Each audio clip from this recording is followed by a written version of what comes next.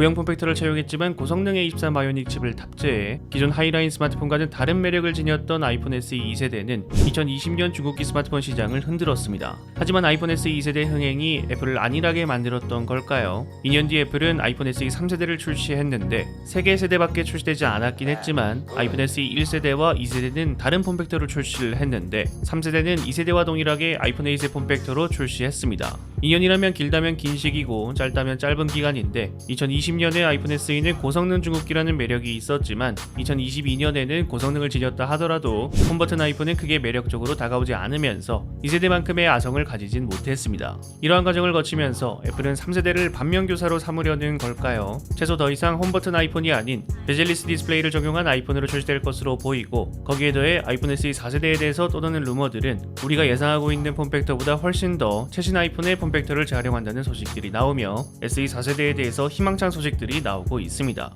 그리고 이러한 소식들을 좀 더 구체적으로 확인할 수 있는 보고서가 나왔습니다. 인도 IT 매체 구글 모바일스는 아이폰 SE 4세대의 CAD 렌더링을 단독 공개했습니다. 구글 모바일스가 공개된 모든 CAD 도면이 항상 실제 출시 디자인과 일치하는 것은 아니었지만 애플워치 울트라를 비롯해 실제 출시하는 디자인과 일치하는 경우가 많았습니다. 아이폰 SE 4세대는 기본적으로 아이폰 14의 디자인을 바탕으로 제작됩니다. 홈버튼이 아닌 노치가 적용된 베젤리스 디스플레이를 가지며 아이폰 14를 기반으로 제작되었기 때문에 아이폰 10부터 아이폰 12 시리즈까지 적용된 큰 노치가 아닌 아이폰 13부터 적용된 작은 노치가 적용되었습니다. 작은 노치를 적용하게 되면서 홈버튼을 통한 터치 아이디가 아닌 페이스 아이디를 지원할 것으로 예상됩니다. 이전에 노치가 아닌 다이나믹 아일랜드가 적용된다는 루머도 있었는데 아쉽지만 과한 행복 회로였던 것으로 보입니다. 디스플레이 크기는 6.1인치입니다.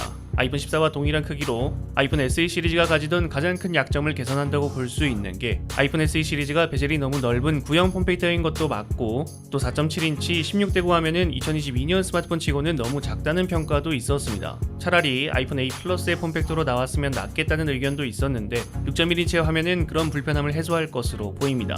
기기의 전체 사이즈는 147.7, 71.5, 7.7mm로 아이폰 13, 아이폰 14와 거의 차이가 나지 않는 사이즈입니다. 후면 카메라는 싱글 카메라가 탑재될 예정입니다. 아이폰 14의 폼팩터를 재활용하기 때문에 아이폰 14의 메인 카메라 해상도인 12메가픽셀이 탑재되지 않을까 싶은데 이번 아이폰 SE 4세대의 CAD 렌더링과 아이폰 14의 렌더링을 단순하게 비교해보자면 아이폰 SE 4세대의 싱글 카메라 렌즈 사이즈가 아이폰 14의 카메라 렌즈 사이즈보다 훨씬 더 큽니다. 따라서 아이폰 14 프로부터 적용된 50메가픽셀 해상도 센서가 아이폰 SE 4세대에 탑재될 가능성도 있습니다. 다만 아이폰 14와 아이폰 SE 4세대의 크기가 소폭 다르기 때문에 참고만 해주시길 바랍니다. 그 외에 좌측 측면에는 볼륨 조절 버튼과 불확실하지만 액션 버튼이 배치되고 오른쪽 측면에는 전원 버튼, 하단에는 USB-C 충전 포트가 적용될 것으로 보입니다. 이번 아이폰 SE 4세대의 CAD 디자인, 이전 아이폰 SE 시리즈와는 전혀 다른 모습을 지니면서 정말 제대로 된 중국기 아이폰이 나온다는 느낌입니다. 지금까지 애플은 중국기 라인을 전세대 아이폰으로 대체해 왔었는데 아이폰 SE 2세대에서 보여준 중국기 아이폰에 대한 잠재 수요가 아이폰 SE 4세대에서 어떤 힘을 보여줄지 굉장히 궁금하네요. 여러분들이 생각하시는 아이폰 SE 4세대에 대해서 댓글을 남겨주시면 감사드리겠습니다. 시청해주셔서 감사합니다. 지금까지 알비였습니다.